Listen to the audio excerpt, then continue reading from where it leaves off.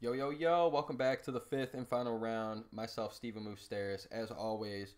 And boy, breaking down UFC 263 right now. Just flew through the first two fights with Paul Craig and Jamal Hill, and then Damian Maia versus Bilal Muhammad. And boy, this finds us here now at, I wouldn't say fight of the night, um, just because the two flyweights that we have, but I do think like at least from the fans' perspective, the number one fight of the night, especially non-championship fight. Even with the champions fight, I think this could be the biggest fight of the night. Good old Leon Edwards, Rocky Edwards versus Nathan Diaz, and boy, what a fight! I mean, I'm sitting here right now. Even when this first got announced, I did a little video on it, and I'm hyped, like, because it kind of came out of left field. Because, like, let's be real, Leon Edwards been on the shelf forever, been years since he's been able to fight. Finally got to book a fight a couple months ago in February, I think, against either February or March, against Bilal Muhammad, who identically is, or ironically, I should say, is on the same fight card as this, which kind of has me now sitting here like, why wasn't that fight rebooked? Like, honestly, like, although I talked about it, I thought Leon Edwards did enough that we knew where it was going, but it's the fight game. You never fucking know, especially with somebody with the gas tank like Bilal Muhammad. So, like, it would have been interesting because we only seen two rounds of it, two and a half, or a round and a half, but still, at least we get to see this man fight. And we were hoping like a Jorge Masvidal, maybe even a Bilal Muhammad again. I wouldn't even been mad at the Stephen Thompson fight. I've been calling for that for a while. I wouldn't even been mad to see him fight Kamaru Usman. It's like I would have liked to see him fight anybody in that top five, top four, and then the MMA world comes in and says, "Oh wait, we got somebody for him who we know for a fact everybody's gonna love, and he's not even ranked, and he hasn't even.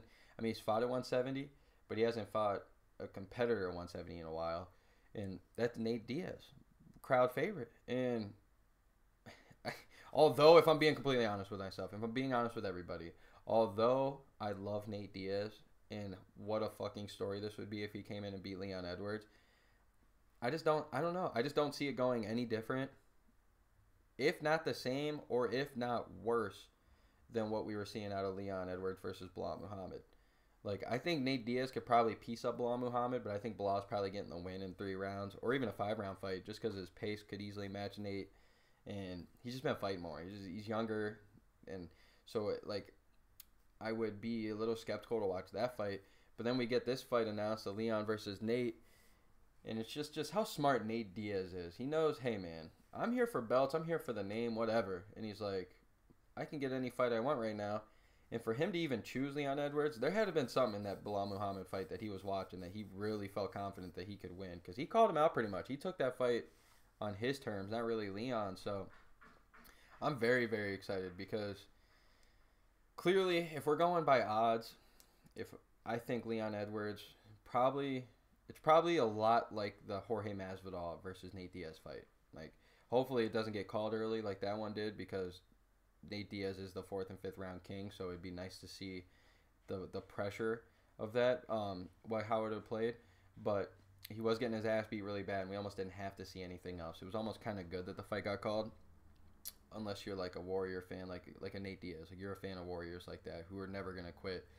So you got to love that out of our fighters, but I could easily see this fight going the exact same way. Leon Edwards just putting the clamp-ins on Nate Diaz, just being a little too quick for him, a little too strong. I think body kicks, the body work's going to be huge out of Leon. I think he's really going to slow Nate down with those. And we could see Nate doing his patent and got hit really good and just kind of falls, trying to bring into a guard. So I see all that. I think Leon's going to win this fight. I think it's going to be rather simple for him to win this fight. I think it's great for him, though. You're going to take it. Like, I don't think Leon would have taken this if it was the same skill level without the name of Nate Diaz. But with the name of Nate Diaz, you're going to take it. But with that being said as well, the 3 years of Leon Edwards been trying to, like, come back and build up these names and build up these fights and whatever, he's putting all that on the line. Everything he's ever worked for on the line, which I guess you do every single time you fight. But it's a little different when number 2 is fighting number 3. And whoever loses that, you're like, all right, if it was a close fight, you didn't lose much. You might go down to 5, or you might drop down to 4, but you're still going to fight a top 5. Now, you lose to a Nate Diaz who isn't even in the top 10, not even the top 15 because he's unranked. It's like, we're going to see we're gonna see some problems. I think this could be very scary for Leon Edwards. You've been bitching about how you haven't fought in a couple years. You lose to Nate Diaz by a knockout or a submission, or even just get destroyed in 3 or 5 rounds because it's a 5-round fight. Like, boy, we could see Leon not fight for another 2 years, another 3 years, just taking layoffs, because he would literally go to the bottom of the line, bottom of the barrel, because there's no excuse unless it's some lucky ass punch in the first couple minutes that Leon could come back and be like, oh, it's kind of lucky, let me get another fight. Like, I think they would do it then. But if he goes out there and gets outclassed by Nate Diaz, Leon Edwards' stock at an all-time low. At the all-time low, even if it could get any lower. Like, seriously. But at the same time, it's nice to at least see Leon get out there, which I don't know why people aren't talking about this. This is my only problem that I have outside of the Nate Diaz-Leon fight, because I'd rather see the Leon-Nate Diaz fight than the Leon versus Bilal Muhammad fight again. But for both of these guys to be on the same card, to be literally one bout away from each other, like one's right after each other, why wasn't this, like, don't get me wrong, I know Leon Edwards and Nate Diaz was booked for 262 and it got rescheduled and whatnot, but like the fact that you put Bilal Muhammad and Leon Edwards on the same card and they didn't finish their fight, that's a little skeptical to me. It's like, I know they were booked or whatever, I know the timing, but it's just like, I don't know, if you're Bilal Muhammad, you got to be pissed right now, like really mad. So that's another reason to go towards the Damian Maia fight. It's probably why Bilal's going to win. But yeah, so final prediction for Saturday night. I'm going Leon Edwards beating Nate Diaz.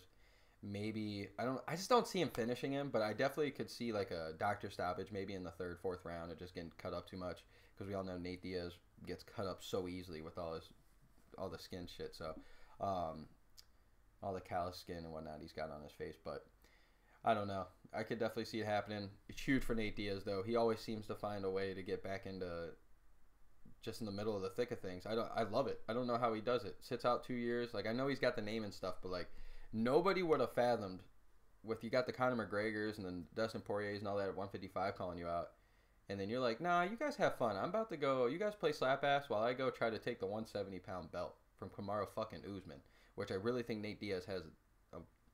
I think he has a strong belief in himself that he could beat Usman. Maybe not Usman's skill now on the feet, but I think he could definitely hang with him on the ground. Like, definitely, don't be wrong, Usman's going to take him down and whatnot, but Nate Diaz is slick enough that I can maybe see a triangle or something getting thrown up. But I don't know. This is going to be very interesting. If Nate Diaz fucking wins this fight, the MMA world's flipped on top of their head, and we're going fucking sizzler, because we're going to have an Usman versus Diaz fight at the end of the year, or we're going to see an Usman versus Edwards fight at the end of the year. So regardless of win-win, hopefully the fight's as good as we're all fucking expecting it to be, which it might not be in my opinion, but still, it's always excited to watch Nate Diaz fight. And hey, it's been the 5th round. Stephen Moustaris as always, and thank you guys so much.